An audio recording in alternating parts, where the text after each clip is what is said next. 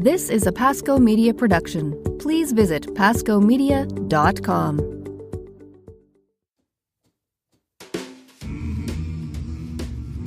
In Latin, Renovo means to renew, restore, or revive. This is the show where we explore the miraculous nature of the mundane as we look at one part of the Catholic tradition to help you engage more fully in the practice of faith. Past episodes are available at renovopodcast.com. I'm Doug Tuke, and today we look at St. Aloysius Gonzaga. This is one of my absolute favorites, and partly because I work with young people a lot, and he's one of the patron saints of youth, and he's amazing. But also because he's, just quite frankly, one of the most misunderstood saints ever. June 21st is the feast day of him, and it's just kind of awesome. He's sort of a super Jesuit, and I think it really deserves our time to just dig in. All right, so here's a little history, and then maybe to understand kind of the complex holiness of this young guy, we'll dig in. Okay, so one, basically, you've got to recover.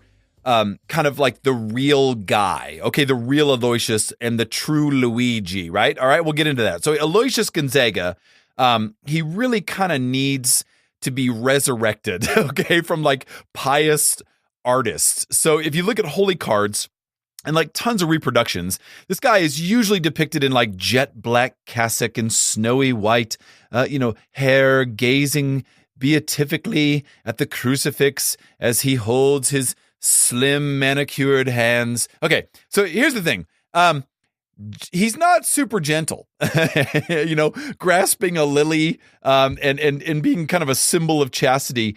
He's a bulldog, and there's a big deal with this. There's nothing wrong with these images, okay? But they kind of just obscure this life that was not delicate. It just wasn't.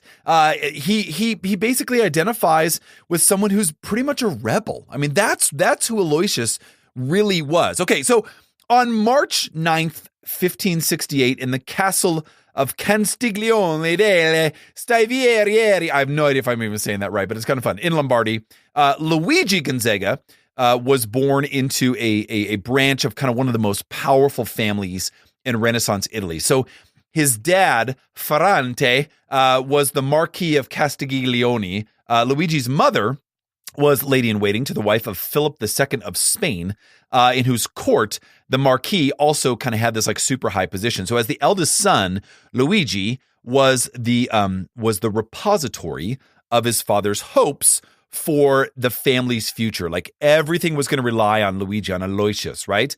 So at an early age 4, Luigi was given like a set of miniature guns and accompanied his dad on like training expeditions so that the guy can learn. There's a great biographer, a Jesuit biographer, Joseph Tilenda. He writes in his book, Jesuit Saints and Martyrs. It says that he wanted to learn the art of arms. So he was learning to be like a great military mind as well as to kind of inherit the family's fortune. All right. So he also learned, even though his noble family, without realizing their meaning, all the bad language from the soldiers. So he kind of learned to be kind of salty, all right? So Ferrante, the dad, to prepare his son for the world of political intrigue and military exploit, right, he dressed the kid in like child-sized armor. And he brought him along to stand and like review the soldiers that his dad employed. So he was really right next to his dad, exerting a lot of authority. But by the age of 7, Luigi had a lot of other ideas, all right? So he decided that he was way less interested in his dad's world and more attracted to a totally different kind of life, all right? So it didn't matter, though, to his dad, Ferrante, very mindful of Luigi's potential. He remained super enthusiastic about passing on to his son all that was the high kingship, the leadership, military leadership. In 1577, he sent Luigi and his brother Rodolfo to the court of a family friend, the Grand Duke Francesco de' Medici of Tuscany. Yes, those de' Medicis, where the two were to kind of gain a little bit of polish, needed to succeed in the court. But again, rather than being kind of fascinated with all the intrigue and like the literal backstabbing of the Medici world, Luigi totally withdrew himself. He refused to participate in what he saw as this sort of like a corrupt environment. And at 10, disgusted by his situation, he made a private vow never to offend God by sinning. So his piety was like deeply ingrained in like prepubescence. Unbelievable, right? So it was around this time that Luigi began the real serious and often kind of severe religious practices that make us in the modern world kind of blush. I mean, we think it's pretty bizarre, especially for a kid. And it's certainly the main reason that the life of St. Aloysius Gonzaga sometimes kind of repels even devout Catholics. It was a pretty big deal. So he fasted 3 days a week on bread and water. He rose at midnight to pray on the stone floor of his room. He refused to let a fire be lit in his bedchamber, even in the bitterest weather, okay? And he was famously concerned with keeping his chastity and safeguarding his modesty. So Butler's Lives of the Saints actually says that from an early age 9, Luigi maintained custody of the eyes, as they say. It says in Butler, we are told, for instance, that he kept his eyes persistently downcast in the presence of women, and that neither his valet nor anyone else was allowed to see his foot uncovered. Okay, so he was like seriously pious guy, right? All right, all these practices, which were kind of admired by earlier generations, or what some contemporary believers, they just kind of take away from Gonzaga. It basically just becomes this kind of like inhuman piety, all right? But when considering all these aspects of his life, we got to remember 3 really, really important things. Okay, first, the prevailing Catholic piety at the time, which would have really commended those practices, obviously like influenced Luigi, okay? The young nobleman, he's like all of us. He's like a person of his times, okay? So second, Luigi adopted these practices while still a boy. So like some children, even today, Luigi was given like less to like mature modern times and more to like, like childhood enthusiasm. Like he was a kid. So when he got an idea, he got really excited about it. Okay, third, and probably the most important, without any religious role models in his life, Luigi was kind of forced to sort of create his own spirituality. Like think about that. And this is what he found, which was really kind of the ultimate rebellion against his parents. There wasn't adults in his life that were saying, stop it. That's enough, Luigi. Forget it. So he was really kind of desperate to escape this like world of corruption and that he was placed in. So headstrong and lacking any kind of adult leadership, he went overboard in his quest to be holy. So take that however you want to take it. All right. So later years, he actually even recognizes like his excesses in some of his writings. But anyway, so when he entered the Society of Jesus, the Jesuits, he admitted about his life. He said, I am a piece of twisted iron, he said. I entered religious life to get twisted straight. All right, this is a famous saying of his, according to the Jesuit scholar John Padberg, and also kind of referred to the twisted character of his family. All right. In 1579, after 2 years in Florence, the Marquis sent his 2 sons to Mantua, where they were boarded with relatives. They lived with family. But unfortunately for Ferrante's plans, the house of one, this place, the family's house, had a gorgeous private chapel. And Luigi spent a lot of time reading the lives of the saints and meditating on the Psalms. And it was here that the thought actually came to the Marquis' son, to Luigi, that he might want to become a priest. So on returning to Castiglione, Luigi continued his readings and his meditations. And when Charles Cardinal Borromeo, that one, visited the family, the 12-year-old Luigi's seriousness and his learning really impressed him. St. Charles Borromeo, the founder really of religious education for laity, just throwing that out there. Okay, Borromeo discovers that Luigi had not really even made his first communion. There just wasn't a lot of spirituality in his family. And so Charles Borromeo prepared him for it. Talk about a great RE teacher, right? So this is a big deal. The future saint receives his first communion from a saint. Whoa. Okay. 1581, still intending to pass on to Luigi all the title and the property, his dad, Ferrante, decides that the family would travel to Maria of Austria of the Spanish royal house, who was passing through Italy on her return to Spain. Maria was the widow of the Emperor Maximilian, and the dad, Ferrante, saw this awesome opportunity for his son's kind of courtly education, right? Luigi became a page attending the Spanish heir, so the Duke of Asturias. He was also made a Knight of the Order of St. James. But all these honors, all of them, even they really just kind of strengthened Aloysius's resolve, right? Not to leave this life. He just kept going deeper and deeper into this royal life and was like, I'm out. So while in Madrid, he found a Jesuit confessor and eventually decided to become a Jesuit himself. This is really where he really was convicted. His confessor, however, told him that before entering the novitiate, Luigi needed to first obtain his dad's permission. Dun, dun, dun, right? So when Luigi appears to his dad, Ferrante just flips out. In fact, he threatens Luigi, threatens to flog him, to publicly whip him, okay? So there, now it's on, right? The battle of wills between the fierce Marquis and his equally determined 16-year-old son, go young people, right? It's on. So hoping to change his son's mind, the Marquis, the dad, brought him back to the castle and sent Luigi and his brother on an 18-month tour around all these famous courts of Italy. But when Luigi gets back, he hadn't changed his mind at all. Like the conviction of a teen, right? Bring it on. So he's worn out by his son's persistence. The dad, Ferrante, finally gave his permission. And that November, Luigi, at age 17, he renounced his inheritance publicly, which passed on to his brother, Rodolfo, a typical Gonzaga with all the bad habits thereof, giving the money away. Rodolfo was basically his dad's son all the way. So his he basically gave his whole life.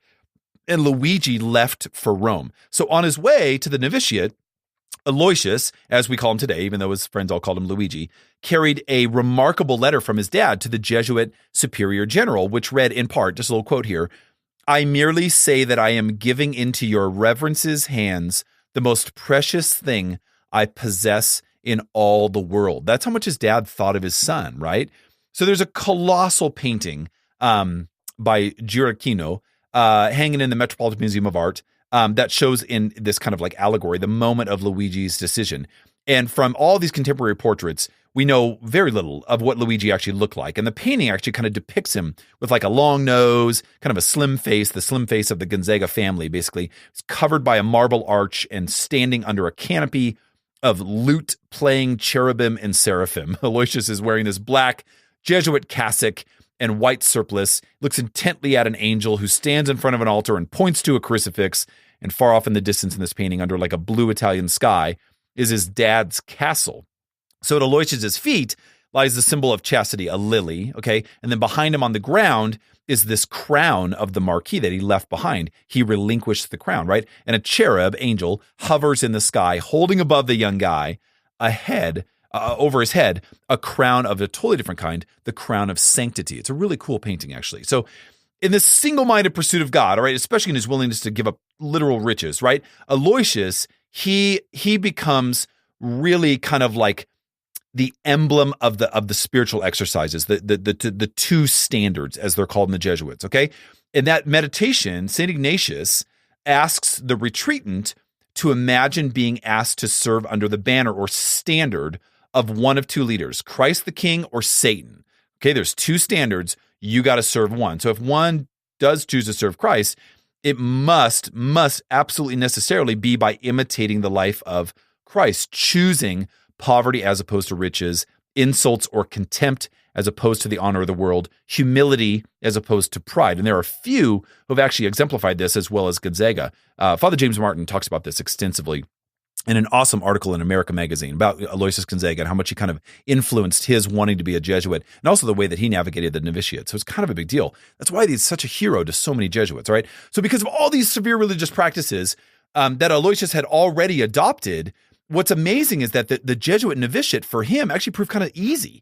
Father Tallanda, the one who kind of wrote his biography, he says he actually found novitiate life less demanding than the life he had imposed upon himself at home. The disappearance of the constant battles with his dad had to have given him like a ton of relief, right?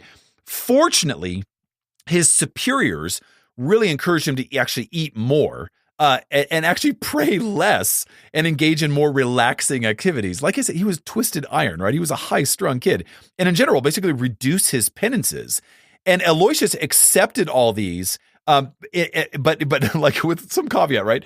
In this essay entitled On Understanding the Saints, Father Richard Hermes, a Jesuit, he notes that though Aloysius' single-minded pursuit of God's will had led him to embrace some of these extreme penances, it was the same single-minded obedience which led him to really moderate these practices as a Jesuit. That's a huge deal. In Butler's Life of the Saints, it says, there is little to be said about St. Aloysius during the next 2 years. We don't really know, except that he proved to be an ideal novice, it says. So he pronounced his vows of poverty, chastity, and obedience in 1587. And then the next year, he received minor orders and then began his theology studies. So at the beginning of 1591, a big plague broke out in Rome. And after begging alms for the victims, Aloysius began working with the sick, carrying the dying from the streets in a hospital founded by the Jesuits. And he washed and he fed the victims, preparing them as best as he could. He's a young guy, right, to receive the sacraments. But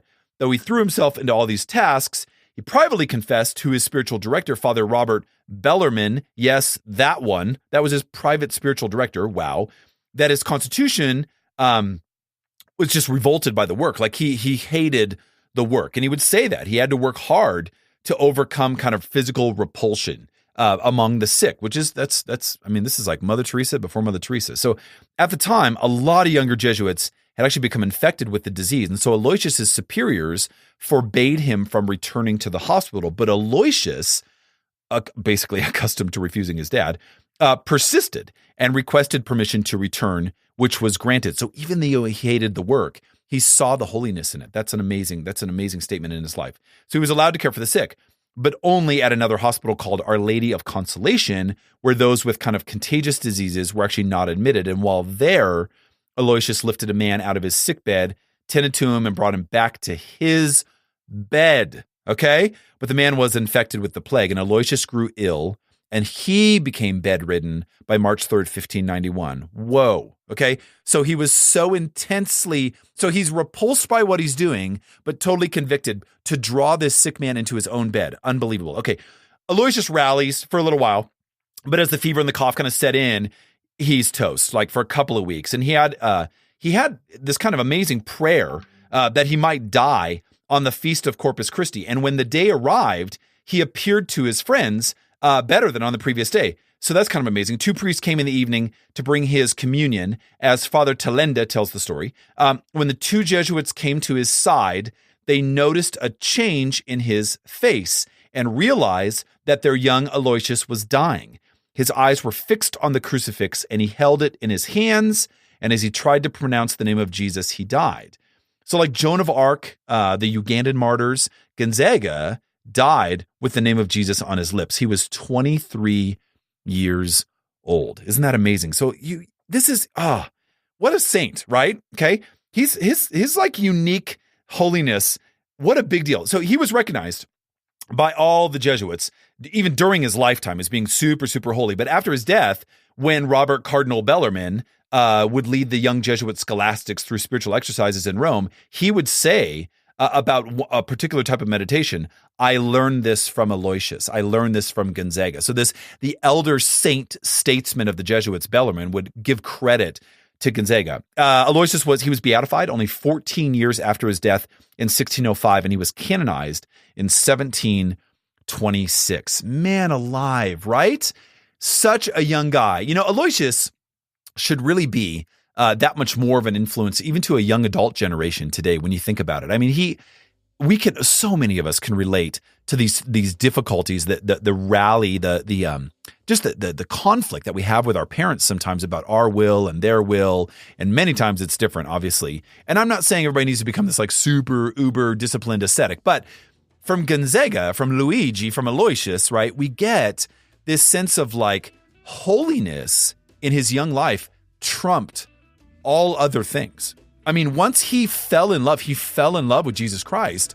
It trumped everything. I mean, everything else was secondary. The riches of the world, even sometimes that which he repulsed, that holiness drove through and gave him the strength to succeed. How inspiring is that? There's a reason why he's a patron saint of young people, that to listen to the convictions of young people, but also to help be really a primary adult influence in a young person's life, to walk them that road to Emmaus, to lead them to a deeper-seated spirituality of service in love. Aloysius Gonzaga, man. Pray for us. Don't forget to visit renovopodcast.com for past episodes. Please subscribe to, review, and rate our podcast. We always appreciate your input. Your topic suggestions, questions, and/or comments are always welcome at doug@renovopodcast.com. Learn more about me on Twitter and Instagram at DTOOKE and the number 1, or visit odbfilms.com. Always remember to engage the tradition and live the conversion. Until next time, God bless.